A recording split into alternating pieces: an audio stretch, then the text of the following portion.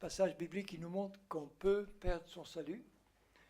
Certains sont plus ou moins clairs, mais d'autres sont d'une clarté limpide. Je ne pense pas que j'aurai le temps d'épuiser les versets ce soir, donc on continuera demain matin.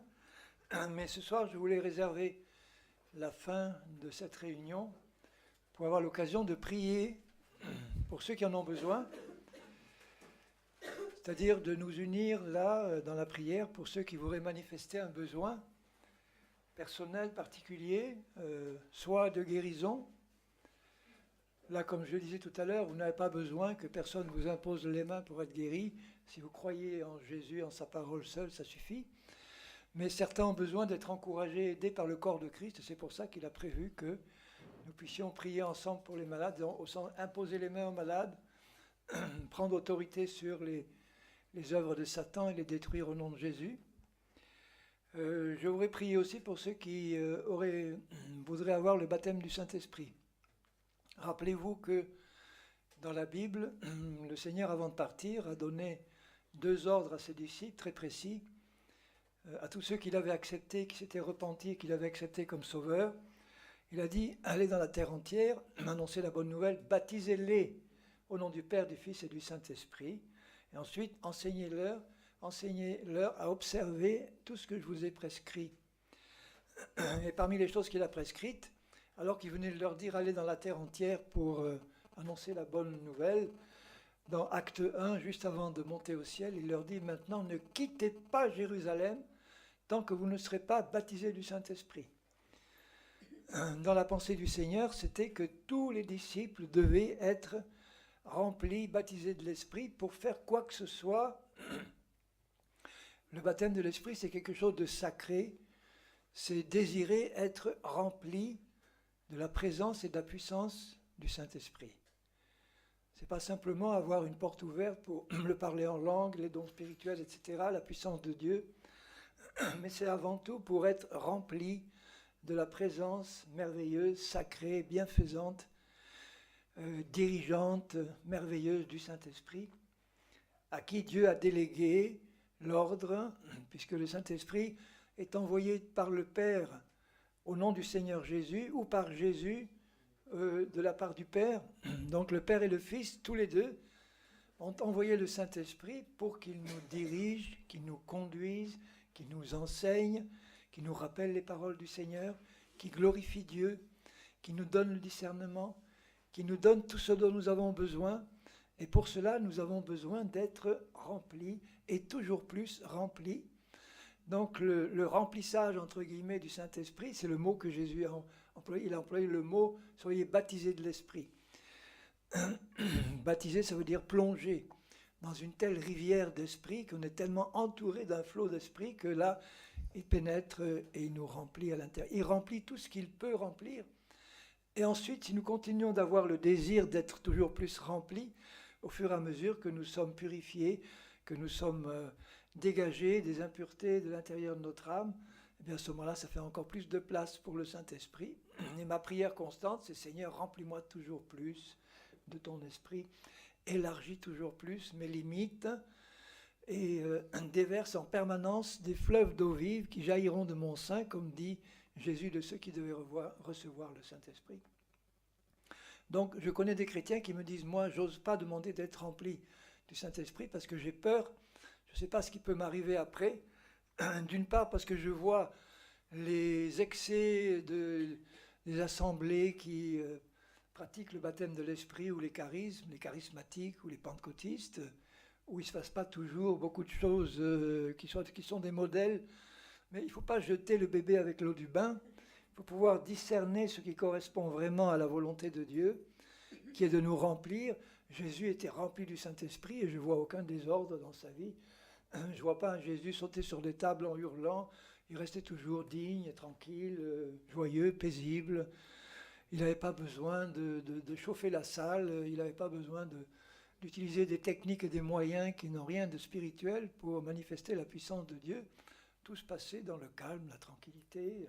Quand un démon se manifestait, d'un mot, il l'arrêtait, il le chassait. Ce n'était pas des heures et des heures Bon. Donc nous ne devons pas craindre d'être remplis du Saint-Esprit, nous devons au contraire le désirer. Et comme Dieu respecte notre désir, si nous ne désirons pas l'être, il va respecter notre désir et nous serons privés d'une grande bénédiction. Alors que si nous désirons être remplis, nous désirons le meilleur. C'est pourquoi il a dit, ne faites rien, ne bougez pas tant que vous ne serez pas remplis. Quand on est rempli, ce n'est pas le signe que maintenant on est super spirituel d'un coup, mais on a l'équipement maintenant qui nous permet d'avancer et d'être utilisé par Dieu comme il veut, de mieux en mieux. Les Corinthiens, par exemple, évangélisés par Paul lui-même, amenés au Seigneur par Paul, enseignés par Paul, sont tous passés au début de leur vie chrétienne par le baptême d'eau et d'esprit, comme tous les disciples. C'était la première chose qu'ils faisaient dès qu'ils amenaient quelqu'un à la conversion et à la repentance. Maintenant, passer par un baptême d'eau et maintenant aspirer et demander à Dieu ce qu'il va vous donner dès que vous l'aurez demandé, à être rempli du Saint-Esprit. Mais vous voyez que les Corinthiens étaient encore des chrétiens très charnels, plein de choses qui n'allaient pas. Donc ce n'est pas parce qu'on est rempli tout de suite qu'on devient spirituel, mais en étant rempli tout de suite, on reçoit de Dieu les moyens qu'il désire que nous recevions pour pouvoir avancer le plus vite possible dans la vie chrétienne comme Dieu le veut. Et ça va impliquer une consécration de notre vie tout entière au Seigneur. Donc, quel que soit notre état spirituel, nous devons dire au Seigneur, maintenant Seigneur, que je suis équipé de l'équipement que tu as voulu pour moi, pour que je puisse d'une part arriver au but avec toi comme tu le veux, et puis être utilisé dans la vie chrétienne comme tu le veux.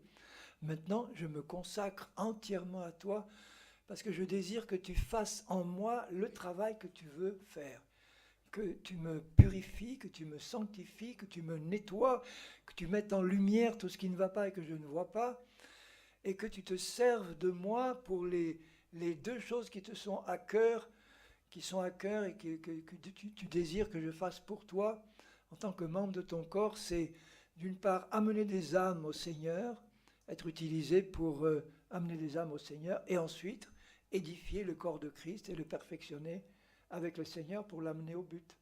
C'est ça les deux actions principales de l'Église, c'est amener des âmes au Seigneur et les former, les éduquer, comme Jésus l'a dit, enseigner-leur à observer, à obéir à tout ce que je vous ai commandé. Et tout, ça veut dire tout dans la pensée du Seigneur. Voilà. Donc maintenant, on va laisser le Seigneur diriger. Donc à la fin de la réunion, sentez-vous libre, si vous en ressentez le besoin, de vous approcher là. Et nous allons prier ensemble, soit pour que vous receviez la guérison ou le baptême de l'Esprit. Je vous expliquerai de quelle manière vous pouvez le recevoir. Ou si vous avez un autre sujet de prière personnelle que vous voulez partager, n'hésitez pas à le faire et on va prier ensemble pour vous. Et Dieu va répondre et exaucer. Alléluia. Donc, sur quoi peut-on s'appuyer comme verset, argument biblique pour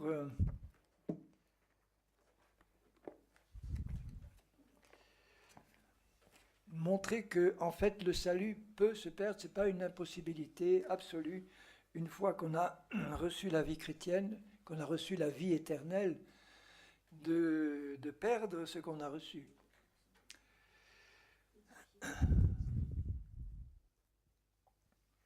Alors, j'ai une liste de 131 versets, mais je me sens conduit par le Seigneur de faire un tri, parce que plusieurs sont assez proches les uns des autres, et puis il y en a qui sont beaucoup plus clairs que d'autres, donc je vais pas tous les prendre les uns systématiquement, mais je vais prendre ce que le Seigneur me montrera de retenir là sur le moment. Donc je commence par Matthieu 6, dans le Sermon sur la montagne, Matthieu 6. Dans le Sermon sur la montagne, il est bien dit au début du Sermon sur la montagne que, au début du chapitre 5, Jésus monta sur la montagne, après qu'il se fut assis, ses disciples s'approchèrent de lui. Donc, et puis il les enseigne. Le Sermon sur la montagne s'adresse aux disciples du Seigneur. Au début, ce sont tous des Juifs, l'Église n'était pas encore instituée, mais c'était des disciples du Seigneur qui étaient là pour écouter son enseignement et faire sa volonté. Donc alors, il dit à ses disciples ceci au chapitre 6 de Matthieu. Oui, oui, non, j'ai dit chapitre 5. Tu as dit 6, c'est Matthieu 5, le verset que tu viens de dire, Jésus monta sur la montagne. Oui, oui, c'est pour vous dire qu'il s'adressait bien à ses disciples.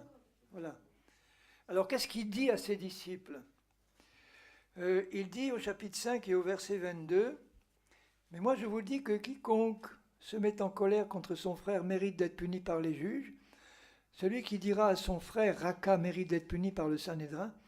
Et celui qui lui dira insensé ou vaurien mérite d'être puni par le feu de la géhenne. » Il dit ça à ses disciples. Hein. Donc il ne leur dit pas, vous inquiétez pas mes amis, vous êtes prédestinés à être sauvés. Oh, ce n'est pas la peine de parler de feu de la géhenne pour vous. Hein. Vous êtes mes disciples, donc vous êtes gardés. Au chapitre 6, juste à côté et au verset 15, au verset 14,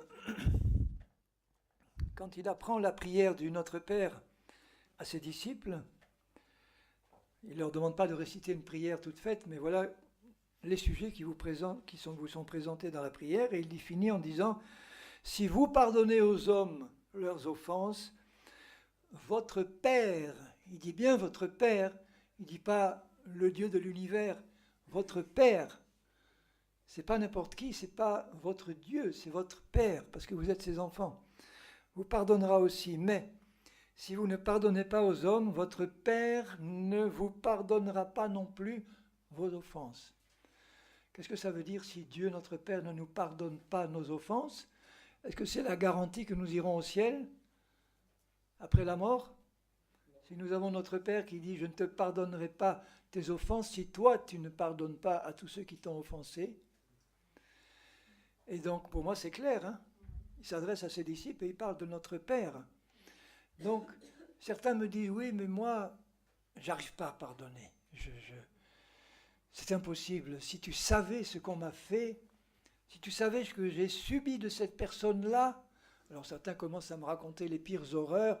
Bon, je les arrête, je dis oui, j'ai compris, mais est-ce que tu as bien réalisé la gravité des péchés que tu as commis envers Dieu et qui ont obligé le Père à envoyer son Fils personnel pour mourir pour toi? Et au travers de ça, toi, tu as reçu le pardon.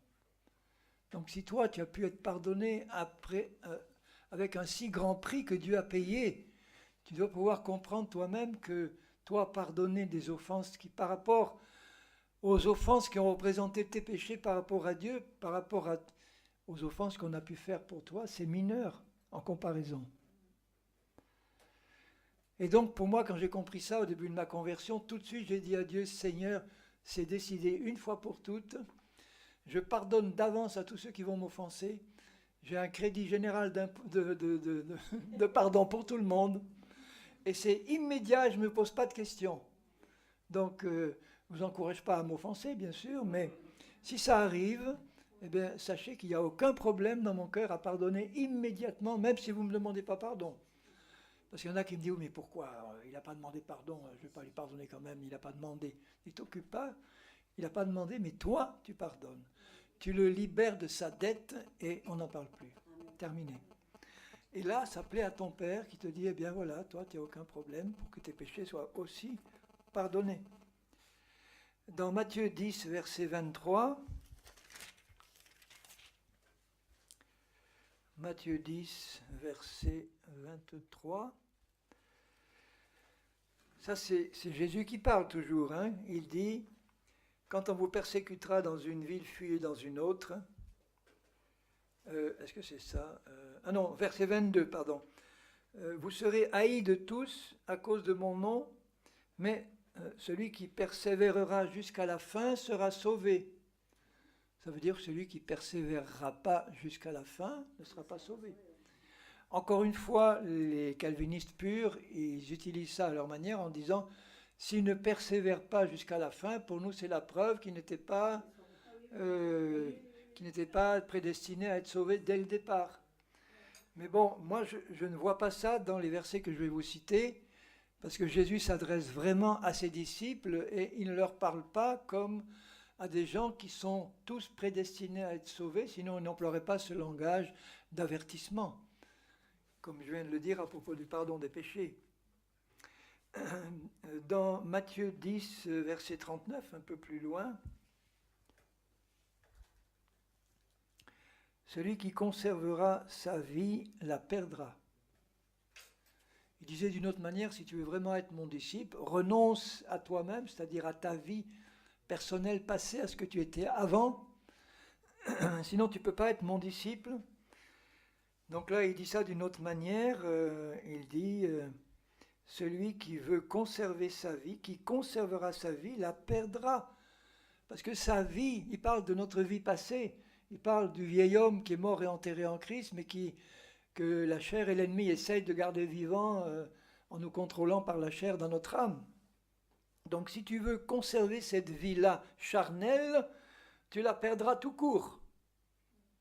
Tu ne peux pas jouer sur les deux tableaux et laisser la chair te contrôler comme dans le passé et croire que maintenant c'est bon et malgré ça tu vas arriver au but avec Jésus. Tu dois reconnaître à un moment donné qu'il y a un changement de vie complet auquel le Seigneur t'appelle. Dans Matthieu 18, verset 34, alors la parabole de Matthieu 18, elle est pour moi hyper claire. D'abord au verset 21, Pierre s'approche et dit « Combien de fois pardonnerai-je à mon frère ?» Puisque Jésus leur avait dit « Il faut que tu pardonnes. Hein. Lorsqu'il péchera contre moi, sera jusqu'à 7 fois. » C'était la limite de sa foi, lui. Hein. 7 fois par jour, la même personne qui t'offense. Seigneur, il faut aller jusque-là. Et Jésus lui dit « Je ne te dis pas jusqu'à 7 fois, mais 70 fois. » Ça veut dire indéfiniment. 70 fois, 7 fois par jour. Qui va te offenser 490 fois par jour bon. Et là, il donne une parabole en disant, voilà, le royaume des cieux est semblable à un roi qui voulait faire rendre compte à ses serviteurs, et on lui en a amené un qui devait 10 000 talents, c'est entre 4 et 8 milliards d'euros. 10 000 talents, ce n'est pas une petite somme, mais il lui devait, et comme il n'avait pas de quoi payer, son maître lui remet sa dette. Voilà. Son maître était riche, il lui remet 4 à 8 milliards d'euros de dette. Et ce serviteur rencontre quelqu'un qui lui devait 100 deniers, ça fait à peu près 5 à 6 000 euros, c'est pas grand-chose par rapport à l'autre dette, et il a forcé l'autre à rembourser, comme il ne pouvait pas, il l'a fait mettre en prison jusqu'à ce qu'il ait remboursé sa dette. Et on l'a rapporté au maître qui a appelé le méchant serviteur et qui lui a dit « Qu'est-ce que tu as fait là au verset 32, méchant serviteur ?» C'est son serviteur, hein. « Je t'avais remis en entier ta dette parce que tu m'en avais supplié. Ne devais-tu pas aussi avoir pitié de ton compagnon comme j'ai eu pitié de toi ?» Et son maître, irrité, le livra au bourreau jusqu'à ce qu'il ait payé tout ce qu'il devait. Ça veut dire qu'il lui remet sa dette sur le dos. Il avait effacé la dette qui est les 4 milliards, les 8 milliards d'euros représentent notre dette envers Dieu, de nos péchés. Et il a remis cette dette et il nous demande donc de remettre les petites dettes que d'autres nous doivent.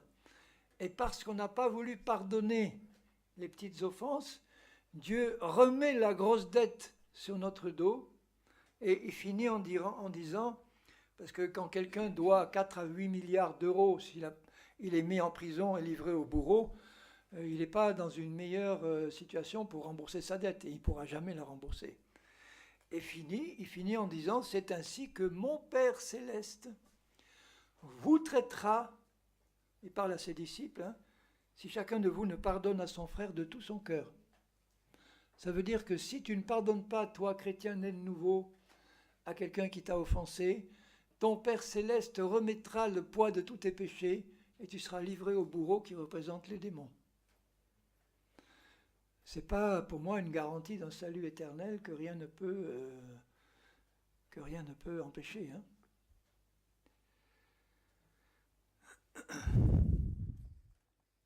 Moi, ça me donne dans mon cœur la sainte crainte de Dieu, la vraie, la bonne, qui est le respect de Dieu, le respect de sa gloire, de sa parole, et que si Dieu nous donne ces avertissements-là, nous faisons bien de prêter oreille et d'être toujours disposé à pardonner de tout notre cœur à tous ceux qui nous ont fait la moindre offense. Ça, c'est à appliquer en priorité au niveau, quand c'est le cas bien sûr, des couples et des familles. Si vous n'êtes pas marié, ben c'est au niveau de vos frères et sœurs, d'abord dans l'Église, dans le corps de Christ, que c'est là, au niveau des relations les plus intimes, que les offenses se font. Si un Esquimau m'offense un jour, bon, ça c'est pas grave, hein, mais si ceux qui me sont les plus proches, mes amis intimes, mes frères, mes sœurs avec qui j'ai partagé des choses, et puis qui là me trahissent, me font quelque chose de... Bon, c'est là que ça fait le plus de mal. Au niveau des couples, combien d'occasions il y a de frottements, de choses qui se passent, qui sont des tensions, des animosités, des accrochages. Et est-ce que vous vous rendez compte que, par exemple, si votre conjoint vous fait quelque chose de désagréable et que vous lui faites la tête pendant 2 jours, sans lui parler pendant 2 jours, ça s'appelle quoi, ça, pour Dieu? Ça veut dire que vous n'avez pas remis la dette et l'offense qui vous a été faite. Moi, je suis bien placé pour le savoir. Avant de me convertir, j'étais un grand boudeur. Mon problème, c'est que ma femme s'en moquait. Je pouvais bouder tant que je voulais. Elle faisait ses affaires, elle continuait. Mais moi, j'ai réalisé, une fois que je me suis converti, mais est-ce que tu réalises que le fait de bouder ta femme pendant 2 jours, c'est que dans ton cœur, il y a la volonté de te venger de l'offense qu'elle t'a faite. Et la meilleure façon de te venger, c'est la vengeance du faible. Ça, c'est, je lui mettais jamais en colère, jamais fâché, jamais crié, mais je boude et je ne te parle pas pendant 2 jours. Eh bien, je n'ai pas remis la dette pendant 2 jours. Bon, il a fallu, dès que je l'ai compris, que j'en fasse une priorité dans ma vie. Et au début, j'essayais de tout mon cœur à ne pas bouder, mais ça n'arrivait pas. J'étais comme Paul en disant, mais Seigneur, j'y arrive pas. Et il a fallu que j'étudie Paul pour qu'il me fasse comprendre que la nouvelle nature que j'avais reçue de lui n'était pas boudeuse, que la bouderie venait de la chair et que maintenant j'avais la possibilité de lui dire stop, tu ne me contrôleras pas. Et ça a été réglé, mais il y avait toujours la tentation qui venait pendant un temps. Donc vous voyez, les petites animosités au niveau des couples, hein, les cris, les impatiences, si ça dure et que ça ne se règle pas immédiatement, c'est le signe qu'on n'a pas voulu effacer la dette tout de suite. On garde un petit chien de sa chienne pendant plus ou moins longtemps. Et il y en a qui gardent ça toute la vie. Hein. J'ai connu des situations où des chrétiens s'étaient frités sévèrement, ils s'étaient demandé pardon, mais 10 ans après, ils se rencontrent et il y en a un qui dit à l'autre, quand même, il y a 10 ans, hein, tu te rappelles ce que tu m'as fait, hein? Donc il n'avait pas décidé d'oublier. Dans son cœur, il restait encore quelque chose, une petite rancune là. On ne veut pas oublier de manière absolue, on ne devient pas amnésique, hein, mais on décide de ne plus remettre ça sur la table, c'est fini. Une des choses que je supporte le moins, avec la grâce de Dieu, c'est quand je vois des chrétiens remettre sur la table des choses anciennes qui devraient être passées, terminées depuis longtemps, et qui remettent là sur la table en disant voilà, et c'est pas encore réglé, ça fait des années que ça dure. J'ai toujours de la rancune envers celui-là, et ça passe pas. Méfions-nous du Seigneur, hein, lui voit les cœurs. Hein. On doit être décidé à effacer toutes les dettes, sans aucune exception, à remettre toutes les dettes qui nous sont dues. Parce que quand quelqu'un vous fait une offense, il a une dette envers vous. Il doit la reconnaître, il doit la régler. Mais même s'il ne le reconnaît pas, c'est son affaire entre Dieu et lui. Vous devez lui remettre sa dette. Vous devez pardonner et le lui dire s'il est possible et s'il accepte, c'est son affaire, mais vous devez pardonner. J'ai connu... Oui, oui, peut-être pas trop, mais si c'est urgent, tu peux poser. Moi, je pense à une chose, c'est que souvent, pour retrouver une paix dans l'Église, donc il y a une offense et un offensé. Donc le pasteur va dire Anna, si tu as fait l'offense, tu dois demander pardon. Et l'offensé, tu dois pardonner. Et voilà, dans l'Église de Paul, il y a souvent tout le lieu qu'on ne travaille jamais. Pourquoi est-ce que j'ai fait ça? Pourquoi est-ce que c'est récurrent? Parce qu'on ne travaille jamais, justement, on retombe dans des schémas qui sont récurrents. Et on trouve donc ce modèle du pardon du travail, entre le pardon qu'on accorde et l'offense qu'on a reçue, on le trouve notamment chez Joseph et chez d'autres, où Joseph justement a su travailler chez ses frères, un peu travailler de leur conscience. Et donc il y a des choses à travailler au milieu, et si on ne les travaille jamais, justement, il n'y a pas d'intelligence qui nous est donnée, et on peut tomber dans des modèles qui sont récurrents. Et on peut même, pardon, on peut donner une formule pour retrouver la paix, on dit pardon, et puis c'est tout. Et il n'y a plus cette volonté de travailler au milieu, pourquoi j'ai fait ça, et qu'est-ce que je dois changer. Voilà, c'est ce que je veux dire. Oui, d'accord. Donc pour moi, la meilleure façon de travailler, c'est ce que Jésus a dit.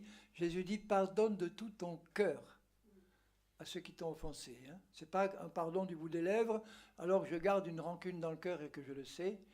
Pardonne de tout ton cœur, ça veut dire je décide par une action de ma volonté, mais intelligente devant Dieu, de remettre la dette, de pardonner et de ne plus en parler. C'est fini.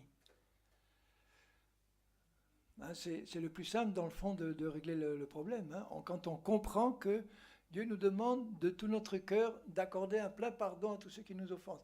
Après, qu'eux l'acceptent, que l'acceptent pas, ou que c'est leur affaire, mais moi je suis libre maintenant dans mon cœur. C'est terminé. Alors, dans Matthieu, puisqu'on est dans Matthieu 25, Matthieu 25,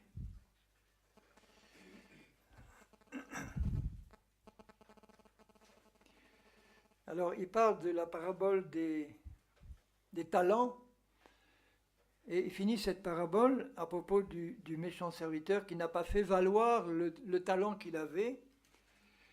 Il dit au verset 29, Matthieu 25, 29, on donnera à celui qui a et sera dans l'abondance, mais à celui qui n'a pas, on ôtera même ce qu'il a ou ce qu'il croit avoir. Et le serviteur inutile, hein, il parle bien du serviteur, ce n'est pas un inconnu, ce n'est pas un étranger. Le serviteur inutile, c'est-à-dire celui qui a reçu un talent de son Dieu, qu'il a enterré, qu'il n'a pas fait valoir, qu'il n'a pas utilisé, qu'il a complètement enterré. Jésus dit, mais tu aurais pu au moins le donner au banquier qui l'aurait fait fructifier. Ça veut dire que spirituellement, tu aurais pu demander l'aide de quelqu'un qui s'y connaît pour faire fructifier les talents, il t'aurait aidé. Mais là, puisque tu as été inutile et tu as enterré le talent que je t'ai donné, jetez-le dans les ténèbres du dehors, où il y aura des pleurs et des grincements de dents. C'est quel endroit ça, hein? C'est pas le paradis, hein? Il parle à ses disciples, hein, et il n'aborde jamais la question de la prédestination, hein, à ses disciples. Hein. C'est après Paul et les apôtres qui en parlent.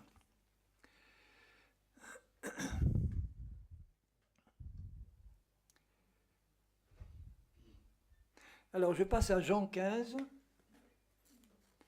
Jean 15. C'est dans les derniers discours de Jésus avant la croix, où il parle du cep et des sarments. Et alors là, dans cette parabole, il y a quelque chose qui est quand même très clair. Hein, et il dit, voilà, je suis le vrai cep, mon père est le vigneron, tout sarment qui est en moi, qui est en Christ. Ce n'est pas n'importe qui est en Christ. Ce n'est pas un païen qui est en Christ. Ce n'est pas un chrétien extérieur de nom qui est en Christ. Tout sarment qui est en moi et qui ne porte pas de fruit, il le retranche. Et tout sarment qui porte du fruit, il l'émonde, afin qu'il porte encore plus de fruits. Déjà, vous êtes purs à cause de la parole que je vous ai annoncée. Demeurez en moi et je demeurerai en vous. Tout sarment, comme le sarment ne peut de lui-même porter du fruit, s'il ne demeure attaché au cep, ainsi vous ne le pouvez non plus, si vous ne demeurez en moi. Donc tous les sarments demeurent en Christ, mais il y en a certains qui produisent du fruit et d'autres pas. Qu'est-ce qui peut empêcher un sarment de produire du fruit? Il y a quelque chose qui empêche la sève de passer, il y a un blocage, il ne peut pas prospérer ni développer le fruit parce que quelque chose bloque la sève et ça ne vient pas du cep. Comment? Une maladie qui empêche de porter du fruit spirituel. Non, de la vigne. Ah oui, une maladie de la vigne elle-même, oui. Oui, d'accord. Mais le vigneron veille, hein. Le vigneron veille. Oui. C'est vrai qu'il y a, humainement parlant, des cèpes qui sont malades, hein. Mais bon, le vigneron est là pour le soigner et pour faire en sorte qu'il puisse porter du fruit, hein. Alors, celui qui demeure en moi et en qui je demeure, oui, jusqu'à présent, il parlait de celui qui demeure en moi, là il ajoute, et en qui je demeure porte beaucoup de fruits. Car sans moi, vous ne pouvez rien faire. Si quelqu'un ne demeure pas en moi, il est jeté dehors comme le sarment et il sèche. Puis on ramasse les sarments, on les jette au feu et ils brûlent.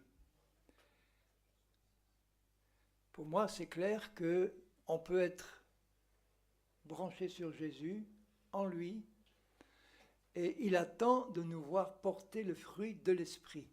C'est à ça que se reconnaissent les véritables chrétiens. Donc, on peut être effectivement branché sur Jésus et être en lui, et il se passe quelque chose qui empêche le cep de transmettre sa vie au sarment pour qu'il produise du fruit. Et donc là, le vigneron, il ne peut pas émonder, parce qu'il émonde un cep où il voit apparaître un petit fruit. Il l'émonde, il coupe ce qui doit être coupé, et la cèpe peut se concentrer sur le grossissement du fruit. Tandis que s'il n'y a rien, s'il n'y a même pas un début de fruit, le vigneron, il le coupe et il sèche et on le jette au feu. Alors, est-ce que vous pensez que ça peut concerner la perte du salut ? Est-ce qu'ils étaient en Christ ? Est-ce que le fait d'être en Christ signifie qu'ils avaient la vie éternelle ? Est-ce qu'on peut avoir la vie éternelle est-ce qu'on peut ne pas avoir la vie éternelle en étant en Christ ? Moi, je dirais non. Si on est en Christ, c'est qu'on a été greffé sur Christ par la conversion et la foi, et qu'on est devenu membre de Christ, un sarment de Christ. Mais le Seigneur attend que nous portions du fruit. De même qu'il attend que nous pardonnions, il attend que nous portions du fruit. Normalement, le petit grain là, qui se développe, il ne fait aucun effort naturel pour porter du fruit. Il suffit qu'il reste branché, attaché au cep et qu'il laisse la sève du cep rentrer en lui pour qu'il puisse se développer normalement. Donc s'il n'y a pas du tout de fruit qui se manifeste, là, le Seigneur, il tranche. Il coupe, on sèche et on est jeté au feu. Alors je vous laisse à ces réflexions. Le fruit, c'est le fruit de l'esprit. Non, le fruit, il est produit naturellement si on laisse la vie du cep se développer en nous. La grappe ne fait aucun effort pour produire, pour grossir et... Dans quelles conditions il peut ne pas porter du fruit? Ben, si vous ne demeurez pas en moi et que je ne demeure pas en vous, vous ne porterez pas de fruits. Voilà. Donc ça veut dire que si nous sommes branchés sur le Seigneur, c'est pour que nous portions du fruit. Il faut que nous restions branchés en lui et que lui soit en nous. La condition pour porter du fruit, c'est que nous soyons en lui et lui en nous et qu'on laisse sa vie développer en nous le fruit de l'esprit. Ce n'est pas notre fruit, c'est le fruit de l'esprit qui est la nature même de Jésus et qui est la nature de notre nouvelle nature spirituelle qu'on a reçue en Christ. Donc on peut se poser la question, pourquoi au départ il n'y a même pas de début de fruit? Mais donc moi, ce qui m'intéresse, c'est de savoir que ce sarment qui ne produit pas de fruits, il est membre, il est sarment du cep. C'est un des sarments du cep. Et donc pour moi, ça veut dire qu'il est en Christ, il a reçu à un moment donné la vie éternelle, mais le problème c'est qu'il ne porte pas le fruit de l'esprit. Et donc le vigneron le voit et à un moment donné le coupe. En fait, c'est la sève qui a cessé de couler dans ce... Donc c'est desséché, mais à un certain moment dans son histoire, la sève a coulé dans ses veines, pour ainsi dire. Oui, mais alors pour une raison ou une autre, la vie du cep ne se transmet pas au sarment. Et Jésus voit le résultat. Il dit, il n'y a pas de fruit qui se produit, donc c'est pas la peine, il faut le couper. Rappelez-vous la parabole du figuier aussi, un figuier qui ne produisait pas de fruits, le vigneron voulait le couper, des figues de vigne, et puis l'agriculteur, enfin l'ouvrier lui dit, alors attends encore 3 ans, je vais mettre de l'engrais, je vais tourner la terre autour, et tu verras, et s'il ne produit pas du fruit d'ici là, tu vas alors le couper. C'est vraiment la volonté de Dieu que nous traduisons la vie éternelle qu'on a reçue en Christ par le fruit de son esprit, qui est le caractère de Jésus, qui va glorifier Dieu dans nos vies et qui va permettre de montrer aux autres que nous sommes vraiment des enfants de Dieu parce que nous produisons le fruit et pas seulement parce que nous sommes attachés au Seigneur. Dans Acte 5,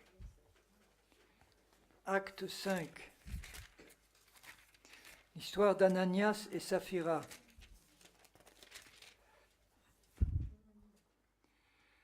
Donc, c'était Ananias et Saphira étaient 2 chrétiens de l'église primitive, baptisés d'eau et d'esprit, comme tous. Il vend une propriété, il retient une partie du prix et il apporte le reste et le dépose aux pieds des apôtres comme si c'était le prix total. Et Pierre, avec le discernement de l'esprit, lui dit, Ananias, pourquoi Satan a-t-il rempli ton cœur au point que tu mentes au Saint-Esprit et que tu aies retenu une partie du champ? Quand il y a la vie abondante de l'Esprit comme ça, Dieu révèle les choses. C'est que dans les églises mortes où il n'y a plus de discernement et on ne voit pas ce qui se passe. Mais là, s'il n'a pas été vendu, ne te restait-il pas? Et après qu'il t'a été vendu, le prix n'était-il pas à ta disposition? C'était si simple d'apporter le prix en disant j'ai vendu 100 000 euros, j'en garde 10 000 pour moi, je ramène 90 000 là. Il voulait paraître plus généreux qu'il l'était. Et il lui dit, comment tu peux mettre en ton cœur un pareil dessein? Ce n'est pas à des hommes que tu as menti, mais à Dieu. Et il expire. Alors, on ne sait pas ce qu'il est advenu d'Ananias. Est-ce qu'en mourant de cette manière, c'est un jugement de Dieu en tout cas? Est-ce qu'il a gardé son salut ou pas? Moi, je n'ai pas de réponse, mais je me pose la question. Parce que une fois que Satan a rempli son cœur et qu'il a menti au Saint-Esprit, il n'est pas dans des meilleures dispositions pour aller au paradis après sa mort. J'espère pour lui qu'il a eu le temps de repentir en un instant, mais il n'y a rien qui le dit là. Et d'ailleurs, au verset 7, 3 heures plus tard, sa femme entre sans savoir. Pierre lui adresse la parole. Vous voyez les premiers apôtres comme ils agissaient. Il ne lui dit pas, viens ici chère sœur, tu sais ton mari vient de mourir parce qu'il a menti, donc je ne voudrais pas que ça t'arrive aussi, donc je te préviens. Il lui dit, dis-moi, est-ce à tel prix que vous avez vendu le champ? Oui. Pierre lui dit, comment vous êtes-vous accordé pour tenter, éprouver l'Esprit du Seigneur? Voici ceux qui ont enseveli ton mari sont à la porte et ils t'emporteront. Et elle expire au pied de l'apôtre. Un pasteur agirait comme ça aujourd'hui, qu'est-ce que vous pensez? Comment il serait jugé? Quel manque d'amour! Il l'a tué! Mais le résultat, c'est que, verset 11, une grande crainte s'empara de toute l'assemblée. La crainte de Dieu. Et tous ceux qui l'apprirent ces choses, et tout de suite après, beaucoup de miracles et de prodiges se faisaient. Moi, je vois un rapport là. Une grande crainte de Dieu. Attention, Dieu voit tout, Dieu sait tout. C'est pas la peine d'essayer de le tromper pour la gloriole ou pour paraître plus qu'on est. Donc les temps de réveil spirituel sont des temps dangereux où Dieu peut agir de cette manière-là. Les temps de sommeil spirituel, il ne se passe plus rien. Bon là, c'est peut-être moins dangereux dans l'immédiat, mais à long terme, à long terme, c'est aussi dangereux d'avoir une église tiède. Rappelez-vous la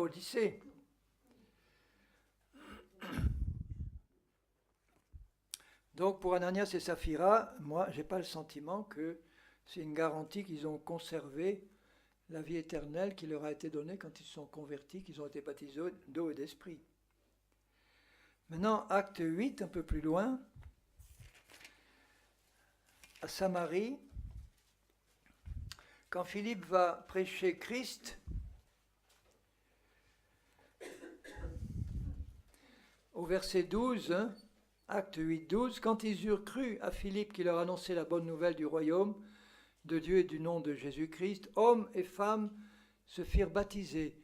Jésus a dit, ceux qui croient et qui sont baptisés seront sauvés. Simon, le fameux magicien, là, le grand magicien, Simon lui-même crut et après avoir été baptisé, il ne quittait plus Philippe. Donc s'il est écrit que Simon crut et fut baptisé, pour moi, il a reçu le salut. Selon la parole de Jésus, celui qui croit et qui est baptisé sera sauvé. Maintenant, tout de suite après, quand les apôtres sont venus pour prier pour qu'ils reçoivent le Saint-Esprit, car il n'était descendu encore sur aucun d'eux, parce qu'ils voulaient toujours contrôler que ça se fasse comme Jésus l'a dit. Jésus a dit, ne faites rien sans être baptisés de l'Esprit. Ils ont été baptisés d'eau, ils se sont convertis, ont été baptisés d'eau, mais est-ce qu'ils ont été baptisés de l'Esprit? C'était leur première préoccupation. Ça devrait être la nôtre aussi. À ce moment-là, Simon, verset 18, quand il vit le Saint-Esprit était donné par l'imposition des mains des apôtres, c'est-à-dire qu'il les a entendus parler en langue et prophétiser. Sinon, il n'aurait jamais vu que le Saint-Esprit avait été répandu. Ce n'est pas écrit, mais j'en déduis qu'il s'est passé quelque chose de visible puisqu'il l'a vu. Autrement, le Saint-Esprit lui-même est invisible. Il leur offrit de l'argent, disant « Accordez-moi aussi ce pouvoir, afin que celui à qui j'imposerai les mains reçoive le Saint-Esprit. » Pierre lui dit « Que ton argent périsse avec toi. » Il lui dit « Meurs avec ton argent. » Moi, j'aime ce style apostolique-là.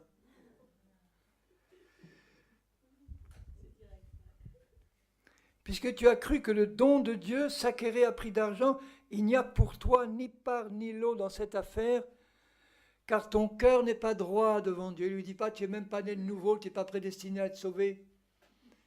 Il ne lui dit pas ça, il savait bien qu'il avait été baptisé, il avait cru, il avait été baptisé, mais ton cœur n'est pas droit. Repens-toi donc de ta méchanceté et prie que le Seigneur, pour que la pensée de ton cœur te soit pardonnée, s'il est possible.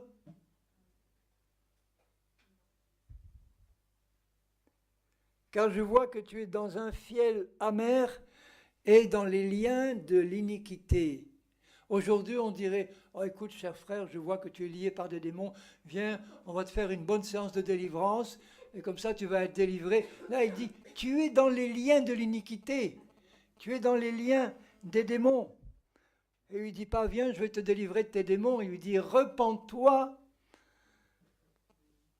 de ton... Car je vois que tu es dans un fiel amer et dans les liens de l'iniquité. Simon répondit, priez vous-même le Seigneur pour moi, afin qu'il ne m'arrive rien de ce que vous avez dit.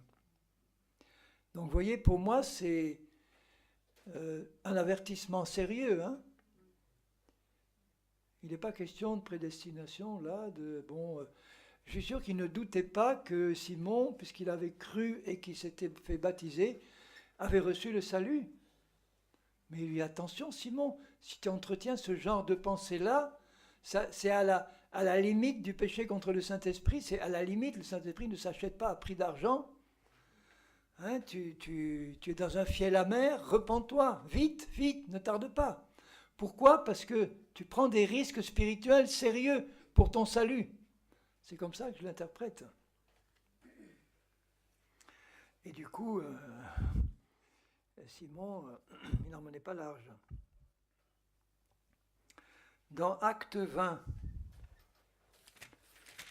quand Paul convoque les anciens de l'église d'Éphèse, il dit au verset 28, Acte 20, 28, donc ce sont les anciens de l'église, hein, les conducteurs du troupeau. Il leur dit, prenez garde à vous-même et à tout le troupeau sur lequel le Saint-Esprit vous a établi évêque ou conducteur. surveillant, pour paître l'Église du Seigneur qui s'est acquise par son propre sang. Je sais qu'il s'introduira parmi vous anciens, des loups, après mon départ, des loups cruels. Il y a des tas d'églises qui sont infestées de satanistes pratiquants qui se font passer pour serviteurs de Dieu aujourd'hui. Hein. Amen, amen. J'ai eu à m'en occuper personnellement, oui. Comme il n'y a pas en général de discernement et que Satan sait très bien imiter la vérité, il y a des satanistes qui sont prêts à simuler la conversion, à être fidèles pendant des années à une église, à s'inscrire à un institut biblique, à y passer 5 ans, à sortir avec un diplôme de pasteur, à devenir pasteur d'une église évangélique, puis ensuite superintendant ou directeur, tout en étant sataniste, pratiquant, adorateur de Satan. J'en ai connu personnellement là où j'étais. Je m'en suis occupé personnellement. Et je disais, mais comment est-ce possible que l'Église n'ait pas ce discernement? Dans la plus grande église de mon coin, je ne dirais pas la dénomination, mais elle avait 500 membres, une des plus grandes de la région. Le pasteur était un sataniste pratiquant.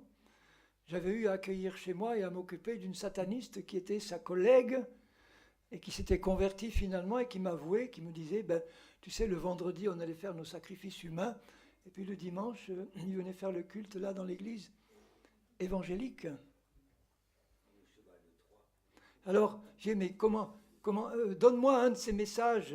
Moi, je suis curieux, donne-moi une cassette d'un de ces messages. J'ai reçu la cassette, c'était un très beau message sur le bon samaritain.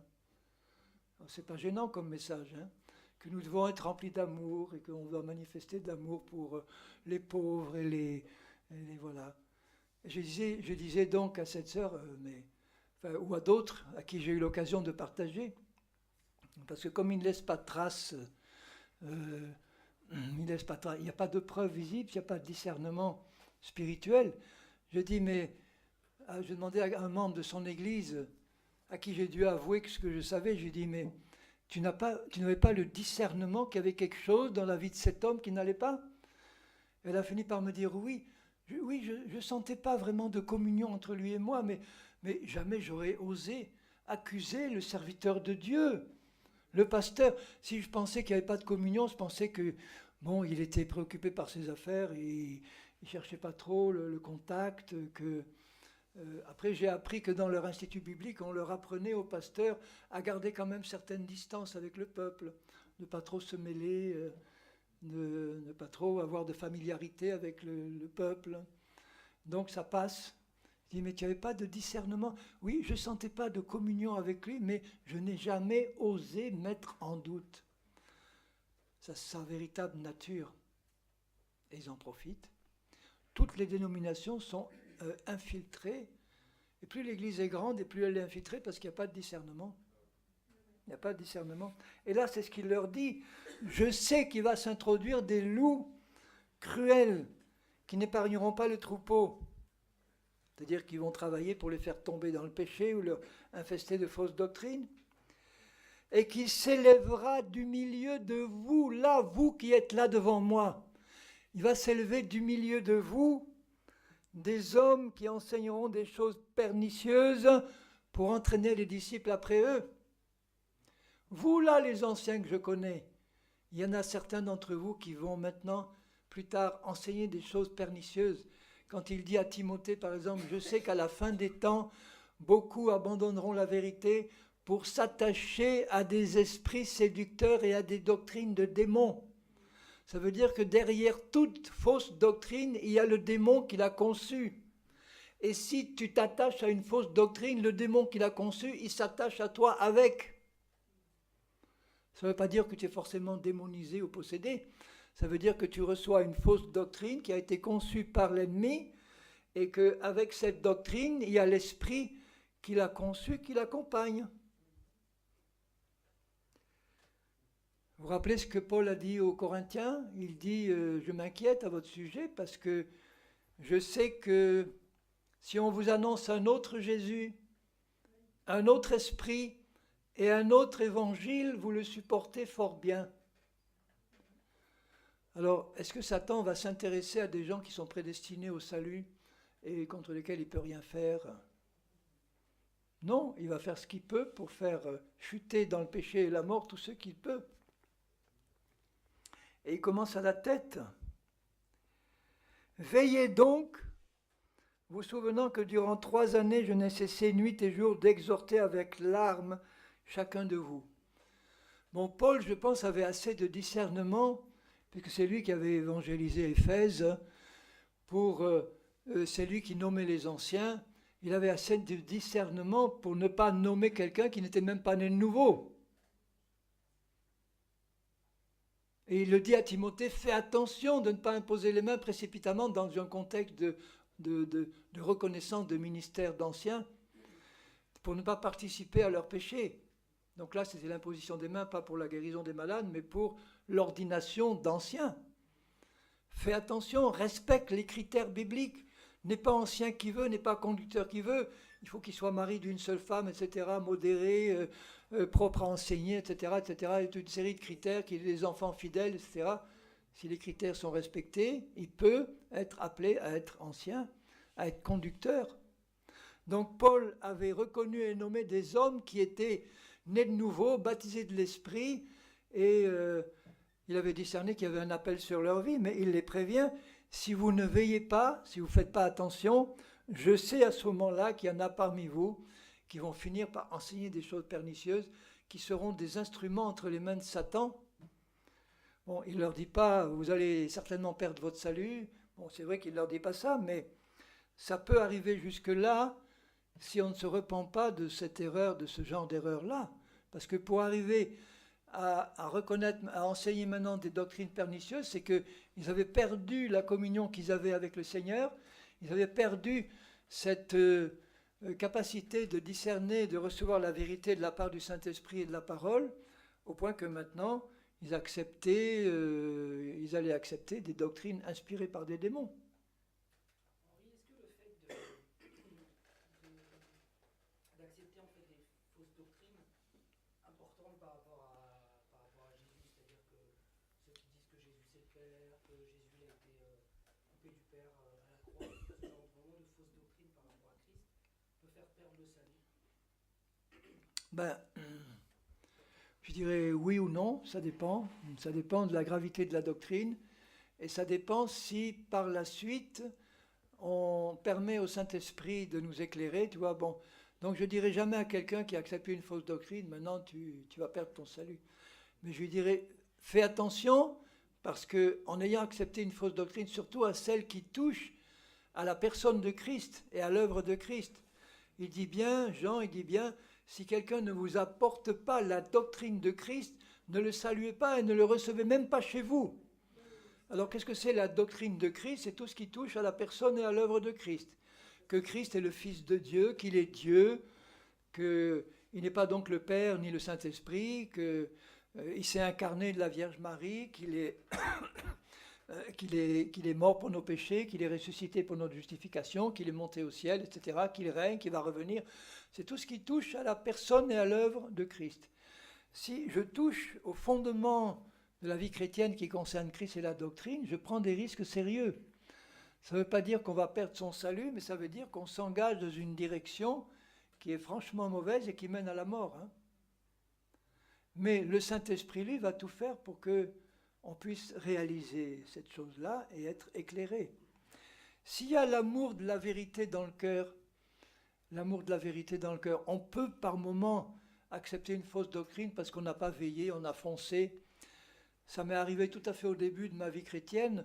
J'avais écouté un magnifique message qui enrobait un peu sentimentalement, faisait pleurer, que vous ne pouvez pas comprendre à quel point les souffrances de Jésus ont été profondes sur la croix, beaucoup plus profondes que vous l'imaginez, parce que sur la croix, Jésus a non seulement porté nos péchés dans son corps, mais ça a fait mourir spirituellement son esprit, parce qu'il a pris vraiment la place du pécheur. Donc son esprit est mort spirituellement, de même que l'esprit du pécheur est mort spirituellement. Alors j'ai dit oui, mais je n'avais pas compris ça, mais c'est vrai, ça allait. Il est notre substitut à fond. Je n'avais pas réfléchi à ce moment-là qu'il est impossible pour Dieu le Fils de mourir spirituellement parce que Dieu ne peut pas mourir spirituellement. C'est impossible. Mais c'était présenté d'une manière tellement logique, oui. Et puis je l'ai cru pendant un temps. Et puis heureusement, pas longtemps après, j'écoute un autre message qui me dit, mais si jamais un jour vous avez entendu un message sur la mort spirituelle de Jésus, il faut que vous réalisiez que c'est une doctrine infernale, une doctrine qui ne vient pas de Dieu, qui n'est pas biblique. Immédiatement, dès que j'ai été confronté à la vérité, ça a fait tilt, j'ai dit oui. Je n'ai pas veillé, j'ai accepté ça sans, sans contrôle. Et je me suis repenti immédiatement. Mais alors, si j'avais gardé cette doctrine jusqu'au bout, qu'est-ce qui serait arrivé?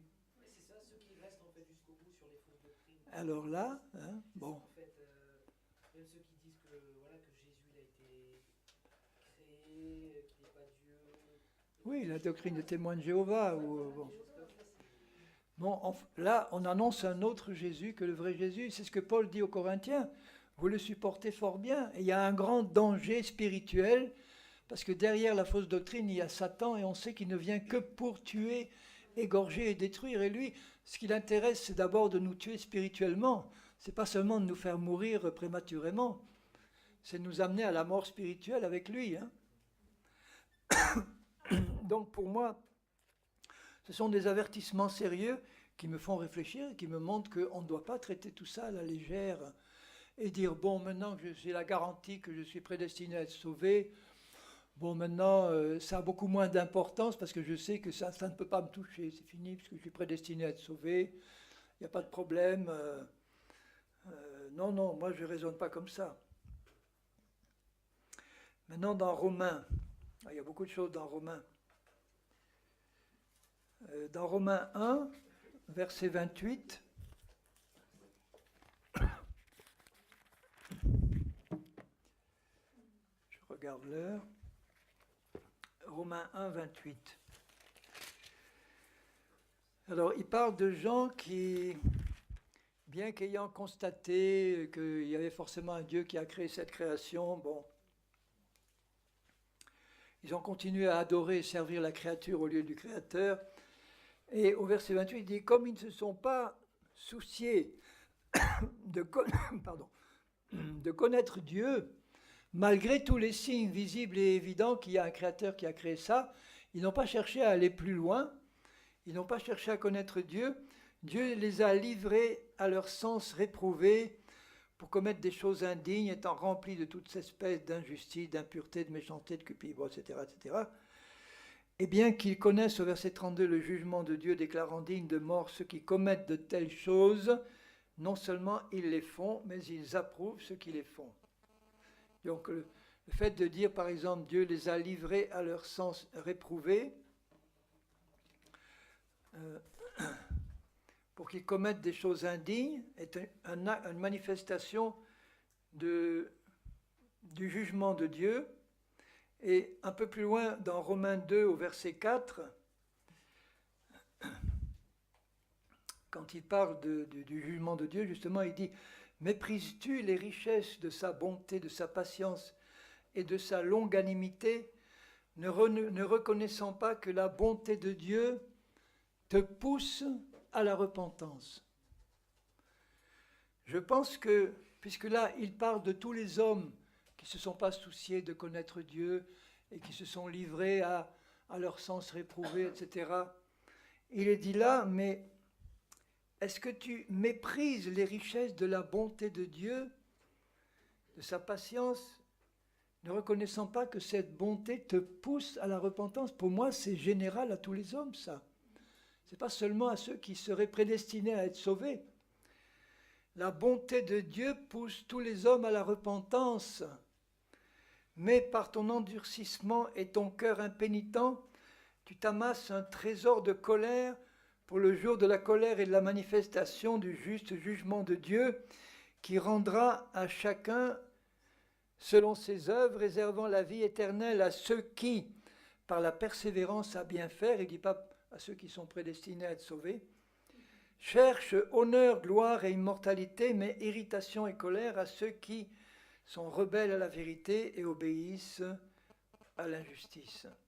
Pour moi, ça me donne l'image d'un Dieu qui veut donner la repentance à tous, parce que tous sont capables de la recevoir s'ils l'acceptent. C'est un don de Dieu, d'être convaincu de péché par le Saint-Esprit. Et là, il parle de ceux qui refusent et de ceux qui l'acceptent.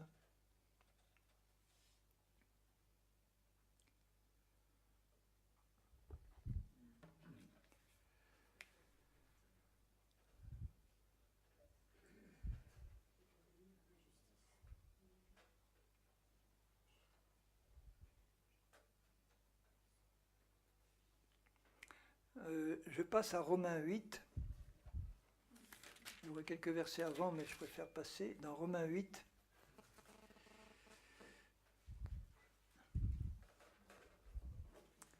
Où il dit « Il n'y a donc maintenant aucune condamnation pour ceux qui sont en Jésus-Christ, qui marchent non selon la chair, mais selon l'esprit. » Ça veut dire que ceux qui marchent selon la chair sont encore sous la condamnation. En effet, la loi de l'esprit de vie en Christ m'a affranchi de la loi du péché et de la mort. Car chose impossible à la loi, parce que la chair la rendait sans force, Dieu a condamné le péché dans la chair de Jésus, en envoyant à cause du péché son propre Fils dans une chair semblable à celle du péché, cela afin que la justice de la loi soit accomplie en nous qui marchons non selon la chair, mais selon l'esprit. Il ne parle pas de ceux qui sont prédestinés à être sauvés, il parle de ceux qui marchent selon la chair ou selon l'esprit. En effet, ceux qui vivent selon la chair s'affectionnent aux choses de la chair. Ça veut dire pensent constamment. Phronoussine, le verbe grec, dit pensent constamment. Ils sont préoccupés par les choses que la chair aime et ils acceptent de faire leur les sentiments de la chair et les désirs de la chair. Ceux qui vivent selon l'esprit s'affectionnent, pensent constamment aux choses de l'esprit, et il ajoute, penser constamment aux choses de la chair, c'est la mort. De quelle mort il parle? La mort physique seulement? Non, il parle de la mort spirituelle. Il parle à des chrétiens remplis du Saint-Esprit. Et il leur dit, vous chrétiens, si vous passez votre temps à penser aux choses de la chair, à être intéressés aux choses de la chair, à remplir vos cœurs et vos âmes des choses de la chair et des passions de la chair qui sont une abomination aux yeux du Seigneur, eh bien sachez que cette affection-là vous conduit à la mort spirituelle. En tout cas, c'est un risque que vous prenez. C'est pourquoi il appelle constamment à la sanctification, au désir constamment de laisser le Seigneur nous purifier pas à pas jusque dans la perfection. Car, verset 7, l'affection de la chair, c'est inimitié contre Dieu, c'est être ennemi de Dieu. Ceux qui vivent selon la chair ne sauraient plaire à Dieu.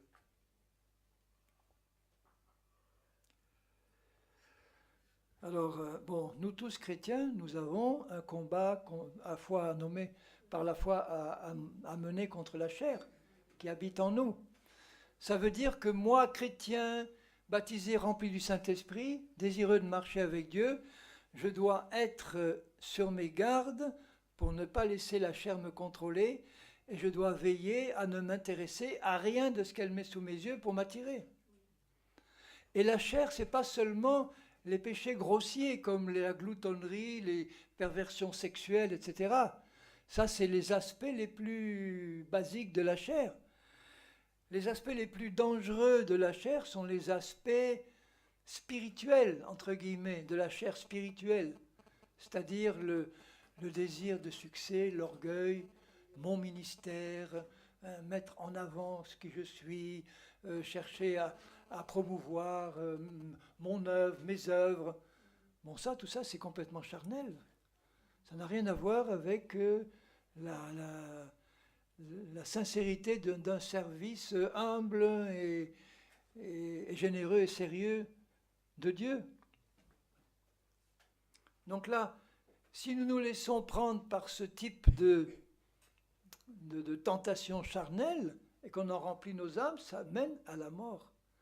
Alors comment éviter ça? Eh bien, tu vas continuer à laisser le Seigneur se révéler à toi parce que tu le désires, et tu vas apprendre de lui à marcher par l'esprit, et tu vas apprendre de lui à contrôler tes pensées et à traiter durement ton corps. Ah oui, mais là, tu m'annonces un salut par les œuvres. Non, c'est un salut par la foi, mais la foi sans les œuvres qui l'accompagnent, elle est morte.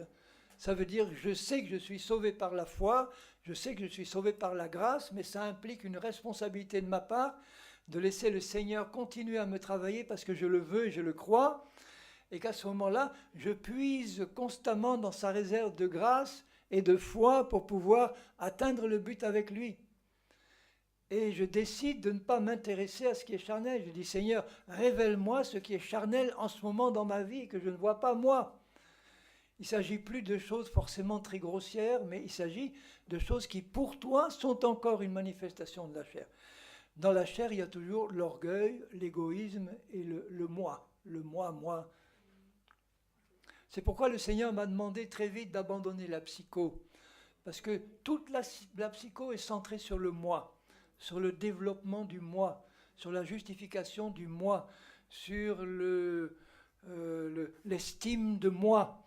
Ça, c'est la base de la psycho, l'estime de moi. Il faut développer l'estime de soi.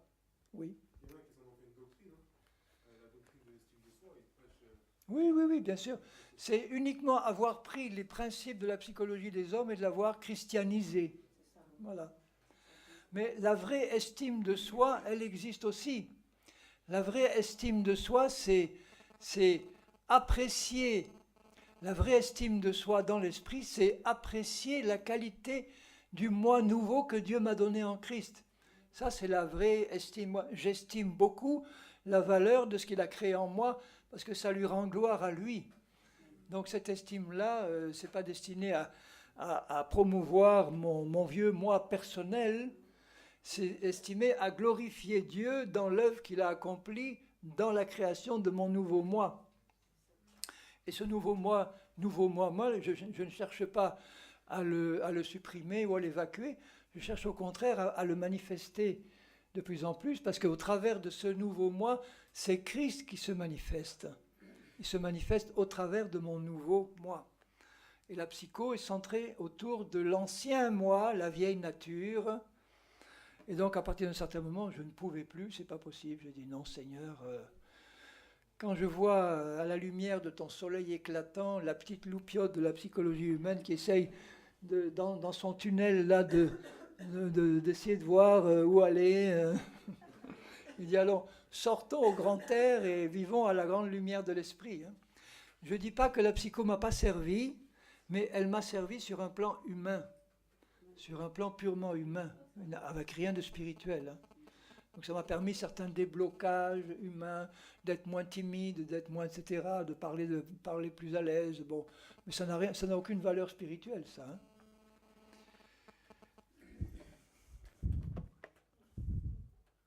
Alors, dans 5 minutes, j'arrête et on va prier. Je continuerai demain. Là, je suis dans Romains 8. Je vais finir Romains.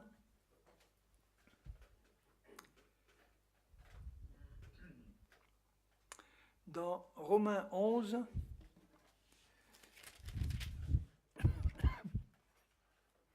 Romains 11, verset 21,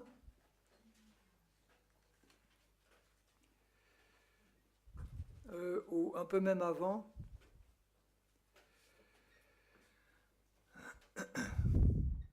il parle de notre greffage sur l'olivier qui est Israël. Et il dit dans Romains 11, verset 16, « Si les prémices sont saintes, la masse l'est aussi. Si la racine est sainte, les branches le sont aussi. Mais si quelques-unes des branches, il parle d'Israël, si quelques-unes des branches ont été retranchées à cause de leur incrédulité, et si toi qui étais un olivier sauvage, tu as été greffé à leur place et rendu participant de la racine et de la graisse de l'olivier, qui représente Israël et qui représente au travers d'Israël l'héritage que nous avons en Abraham, ne te glorifie pas aux dépens de ces branches. Si tu te glorifies, sache que ce n'est pas toi qui portes la racine, c'est la racine qui te porte. Tu diras donc, les branches ont été retranchées pour que moi je sois greffé. C'est vrai, elles ont été retranchées pour cause d'incrédulité. Et toi tu subsistes par la foi. Alors ne t'abandonne pas à l'orgueil, mais crains, car si Dieu n'a pas épargné les branches naturelles, il ne t'épargnera pas non plus. Considère donc la bonté et la sévérité de Dieu, sévérité envers ceux qui sont tombés, parce qu'ils étaient incrédules, et bonté de Dieu envers toi, si, il y a de nombreux passages où il dit, si, pourvu que, à condition que, si tu demeures ferme dans cette bonté, ou dans cette grâce. Si je demeure ferme dans la bonté de Dieu, ça veut dire que je veux continuer à bénéficier de sa bonté, de sa grâce, de son soutien, de son aide. Autrement, tu seras retranché, toi.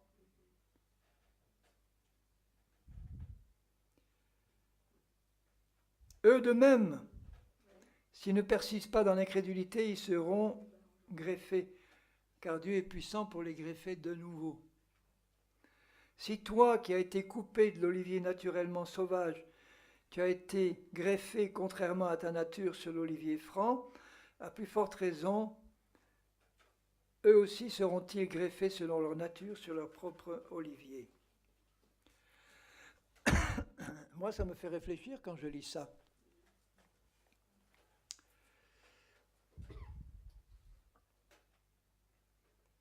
Ça veut dire que Dieu m'a fait miséricorde, et que je dois réaliser que cette miséricorde résulte d'un amour inconditionnel, mais que cette miséricorde implique une responsabilité de ma part. Que je dois veiller sur ma voie, et que je dois garder les yeux fixés sur mon Sauveur pour que je continue à progresser dans la voie de la foi jusqu'au bout avec lui.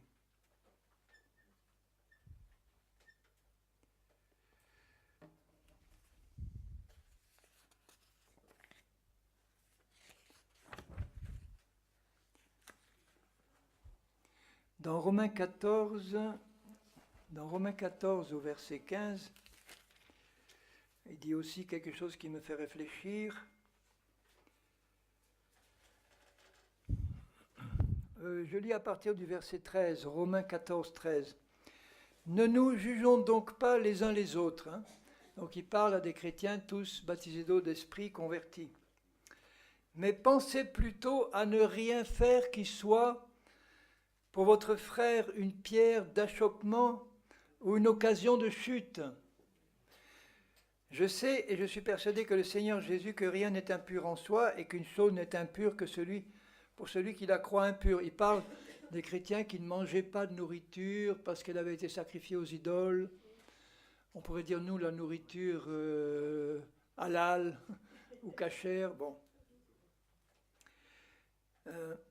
Je sais et je suis persuadé par le Seigneur que rien n'est impur en soi et qu'une chose n'est impure que pour celui qui la croit impure. Mais tous n'ont pas cette liberté. Et si pour un aliment, ton frère est attristé, c'est-à-dire si ton frère te voit, toi qui as la liberté, manger une viande sacrifiée aux idoles, parce que tu as la liberté, et Paul dit, moi j'ai la liberté d'en manger, mais en privé, jamais en public. Alors, si j'ai cette liberté, et que je le fais sans tenir compte du fait que je suis en train de choquer la conscience de ceux qui sont plus faibles, qui vont me regarder en disant, moi, Paul, puisque Paul lui-même fait ça, moi, pourquoi pas moi, mais ils n'ont pas cette conviction dans le cœur et ils le font sans conviction. Et alors là, Paul dit, tu ne marches plus selon l'amour, ne cause pas par un aliment la perte, il dit, de celui pour lequel Christ est mort. Il ne dit pas, il ne peut plus maintenant qu'il a accepté comme sauveur, il ne peut plus être retranché et être perdu puisqu'il est prédestiné au salut. Il dit, Christ est mort pour lui, il parle à des disciples de Jésus dont la conscience est faible, et que je ne dois surtout pas, je dois veiller à ne pas les choquer, que votre privilège, votre liberté ne soit pas un sujet de calomnie, car le royaume de Dieu, ce n'est pas le manger et le boire, mais la justice, la paix et la joie par le Saint-Esprit. Ainsi donc, verset 19, recherchons ce qui contribue à la paix et à l'édification mutuelle. Pour un aliment ne détruit pas l'œuvre de Dieu. À la vérité, toutes choses sont pures, mais il est mal à l'homme, quand il mange, de devenir une pierre d'achoppement pour les autres qui n'ont pas cette liberté. Il est bien de ne pas manger de viande, de ne pas boire de vin, de s'abstenir de ce qui peut être pour ton frère une occasion de chute, de scandale ou de faiblesse. Cette foi que tu as, toi, eh bien, garde-la pour toi, c'est-à-dire fais-le en privé. Si tu as envie de manger ton boudin, mange-le en privé, mais jamais devant ceux qui ont la conscience faible et qui n'ont pas pour toi, comme toi, la liberté de le faire. Ou une viande sacrifiée ouvertement à des idoles. Jacques, le légaliste, ne supportait pas l'idée qu'on puisse pas demander au moins aux païens convertis 4 choses: de ne pas manger des animaux étouffés parce qu'il y avait du sang, de ne pas manger du sang et de ne pas manger des victimes sacrifiées aux idoles, et puis l'impudicité. Mais pour Jacques, c'était le minimum qu'il pouvait accepter. Et donc Dieu a permis qu'il y ait un compromis qui soit conclu entre l'église légaliste et judaïsante de Jérusalem et l'église de la grâce d'Antioche, pour qu'il n'y ait pas de scission dans le corps de Christ à ce moment-là. Mais après, Paul enseigne dans Romains 8 et 10, il dit, moi, j'ai une parfaite liberté, moi, de manger des viandes sacrifiées aux idoles, parce que je sais qu'il n'y a rien derrière. Mais jamais je ne le ferai devant ceux qui ont la conscience faible, parce que je risque de les faire chuter. Et il dit bien, heureux celui qui ne se condamne pas lui-même dans ce qu'il approuve, mais celui qui a des doutes au sujet de ce qu'il mange est, le grec dit, damné. À propos d'une viande, on peut être damné. Ce n'est pas le fait de manger de la viande, c'est le fait de faire quelque chose sans conviction. Celui qui a des doutes au sujet de ce qu'il mange est condamné parce qu'il n'agit pas par conviction, par foi. Tout ce qui ne résulte pas de la foi est péché. Ça ne vous fait pas réfléchir ? Donc de veiller soigneusement à respecter mes frères et sœurs, à demander le discernement du Seigneur pour ne pas être une pierre d'achoppement. Moi, j'ai la liberté de prendre la scène avec du vin, mais je sais qu'il y a des églises où ils n'ont pas la liberté. En Amérique, j'y ai vécu. Bon, ils n'ont pas la liberté, ils prennent que du jus de raisin parce que c'est une abomination de boire du vin. C'est bon. Moi, j'ai la liberté de le faire, mais si je sais, je ne vais pas boire du vin devant eux. Oui. Je vais poser une question. Les adventistes disent que ce n'était pas du vin fermenté, mais du jus de raisin. C'est faux, parce que du temps de Jésus, ils n'avaient aucune possibilité de conserver le jus de raisin. Ils devaient être tout de suite transformés en vin. Il n'y avait pas maintenant comme maintenant la pasteurisation. Il fallait être sur place dans les lieux de production pour avoir du jus de raisin consommable. Ils n'avaient pas de moyens de conserver le jus de raisin, sinon d'en faire du vin.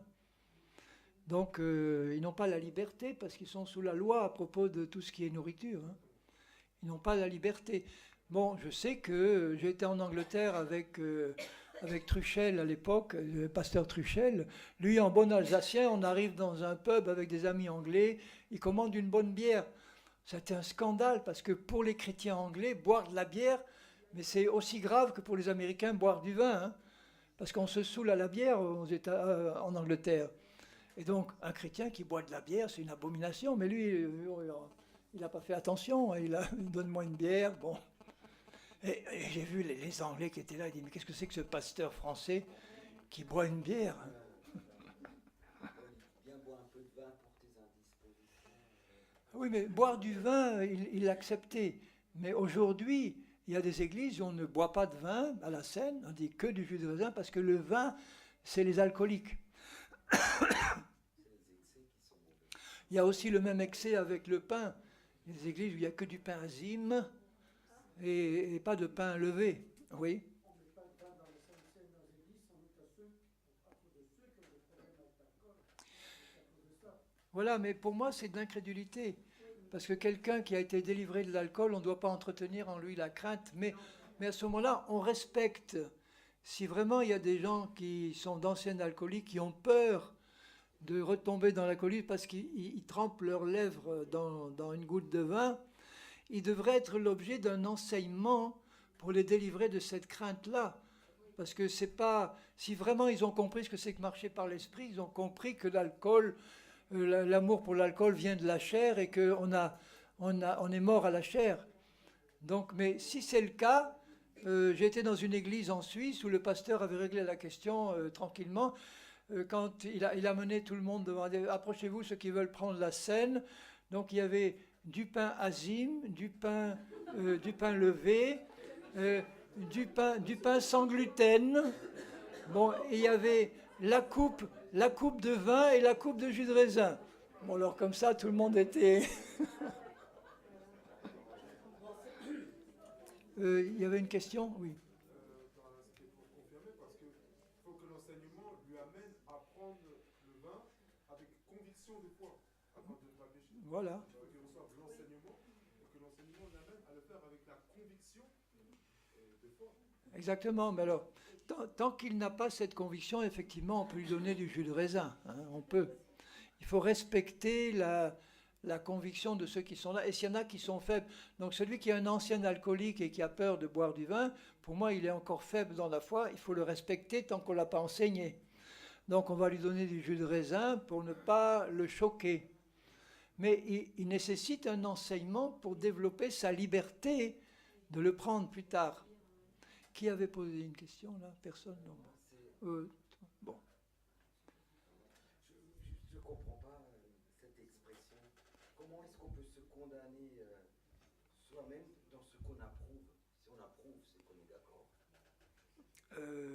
Heureux celui qui ne se condamne pas lui-même dans ce qu'il approuve. Ça veut dire, dans le contexte, hein, il y a quelqu'un qui a vu Paul manger, des viandes sacrifiées aux idoles, et qui approuve, et qui dit, bon, puisque Paul le fait, ben moi je vais le faire aussi. Mais en le faisant, il se condamne, parce qu'il n'a pas une conviction.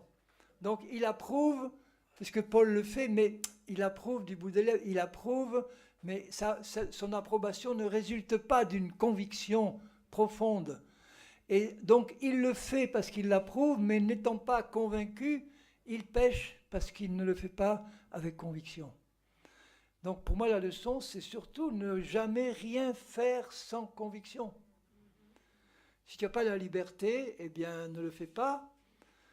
Et puis tu as besoin d'être donc enseigné dans la liberté de l'esprit, mais tant qu'elle n'y est pas, il nous demande de respecter l'état spirituel des uns et des autres, de ne pas être des pierres d'achoppement. Mais la liberté ne peut venir que dans un enseignement régulier, approfondi, que Paul donnait, parce qu'il connaissait la liberté de l'esprit, et cette liberté vient dans l'enseignement quand il est donné de la bonne manière. J'ai une question, comment faire face à un chrétien qui est en liberté et ensuite tombe peu à petit dans la loi, qui commence à ne plus manger de porc, est-ce qu'on doit réagir de la même manière? Ah ben, on doit l'avertir, on doit lui dire, écoute, tu rétrogrades, tu perds ta liberté là, tu perds. Tu es en train, voilà, de lui m'enseigner la parole, que lui enseigner la vérité pour qu'il arrête de rétrograder. C'est comme les chrétiens qui commencent à judaïser. Ça, c'est à la mode de plus en plus. Il y a de plus en plus de juifs messianiques qui essayent d'attirer d'anciens païens dans les pratiques du judaïsme. J'en connais un qui est un ami d'ailleurs, mais il n'est même pas juif d'origine, il est un bon païen. Mais lui, il est convaincu maintenant qu'il faut respecter la loi, que maintenant qu'il a l'esprit lui a été donné pour respecter la loi, donc il respecte le sabbat, les fêtes de l'Éternel, la nourriture, etc. Je lui dis, mais si tu commences à entrer là-dedans, tu ne sais jamais où ça va s'arrêter, tu vas aller à la circoncision, tu vas aller à tous les... Et qui t'autorise à faire un tri dans la loi pour dire ça je peux, ça je ne peux pas. Donc la loi c'est tout ou rien. On a été libéré de la loi, c'est terminé. J'ai reçu une lettre du président des Juifs messianiques de France parce que j'avais fait un article sur mon blog sur les erreurs du judaïsme messianique. Mais il m'a incendié en me disant, mais tu n'as rien compris. Il m'a un dossier comme ça, que j'ai pas lu, mais enfin bon. Et tu n'as rien compris que maintenant que nous sommes remplis de l'esprit, maintenant nous avons été rendus capables d'obéir à la loi. Mais pas vous, païens, pas vous. Vous respectez juste les quatre ordonnances de Jacques. Mais nous, juifs convertis, nous sommes appelés et nous pouvons par l'esprit obéir. Alors je dis, mais alors mon frère, tu fais deux catégories dans l'église. Tu as le gratin qui sont les juifs convertis, qui obéissent à toute la loi. Et puis tu as le strapontin avec les païens qui ne respectent qu'à... Bon. Alors non, ça... Les viandes saignantes ou avec du sang. Ben, ça dépend de la liberté que tu as. C'est toujours pareil. Je me rappelle avoir invité un couple de musulmans qui venaient de se convertir. Et puis ma femme leur a fait un bon rôti de bœuf. C'était pas du porc, mais du bœuf, mais bien saignant. Et j'ai vu là devant, j'ai compris notre erreur. J'ai dit, bon, on comprend, on va enlever ça, puis on va faire bien cuire le... Bon, on aurait dû penser que ça aurait pu les choquer, parce qu'ils étaient tout jeunes convertis. Hein. Alors, je vais... Oui, celui qui a des doutes au sujet de celui qui mange est condamné parce qu'il n'agit pas avec conviction. Pour moi, c'est sérieux comme avertissement. Hein.